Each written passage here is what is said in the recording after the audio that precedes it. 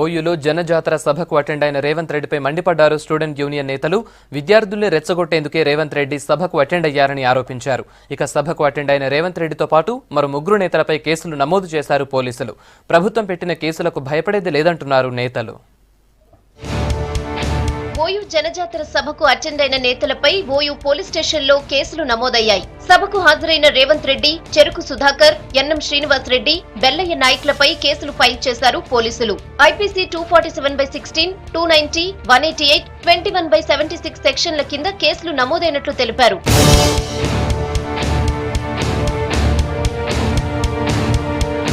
ప్రభుత్వం పెట్టిన కేసులకు భయపడేది లేదన్నారు ఓయూ జనజాతరలో పాల్గొన్న నేతలు.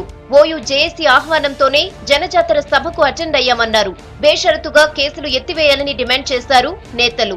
నిన్న తెలంగాణ రాష్ట్రం వచ్చిన 2 సంవత్సరాల సందర్భంగా ఓయూ జేఏసీ ఆహ్వానం మేరకే మేమందరం ఆ జనజాతరలో పాల్గొనడానికి వెళ్లినాం. ఏం చేసినామని చెప్పేసి ఇన్ని కేసులు పెడతారు?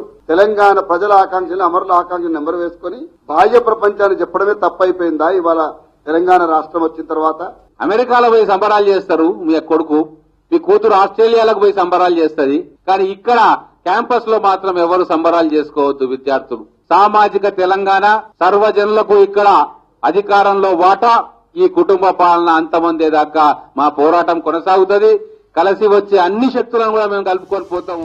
ఇక జనజాతరలో పాల్గొన్న టీడీఎల్పీ నేత రేవంత్ రెడ్డి శాసనసభ్యత్వాన్ని రద్దు చేయాలని డిమాండ్ చేశారు టీఆర్ఎస్వీ నేతలు. కోర్టు హాజరు కావద్దని చెప్పినా విద్యార్థులను రెచ్చగొట్టేందుకే రేవంత్ జనజాతర సభకు అటెండ్ అయ్యారని ఆరోపించారు. డిప్యూటీ స్పీకర్ పద్మదేవేందర్ రెడ్డిని కలిసిన టీఆర్ఎస్వీ నేతలు రేవంత్ రెడ్డిపై కంప్లైంట్ చేశారు. ఓయూలో ఎగ్జామ్స్ జరుగుతున్న టైంలో విద్యార్థులను రెచ్చగొట్టడం సరికాదన్నారు.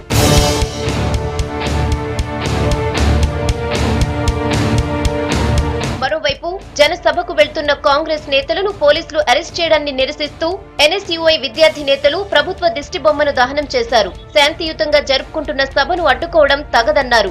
ఇక జనజాతర సభకు రేవంత్ అటెండ్ కావడాన్ని నిరసిస్తూ ఓయూ ఆర్ట్స్ కాలేజ్ ముందు సభా ప్రాంగణాన్ని ఫినైల్ తో శుభ్రం చేశారు తెలంగాణ స్టూడెంట్ జేఏసీ నేతలు.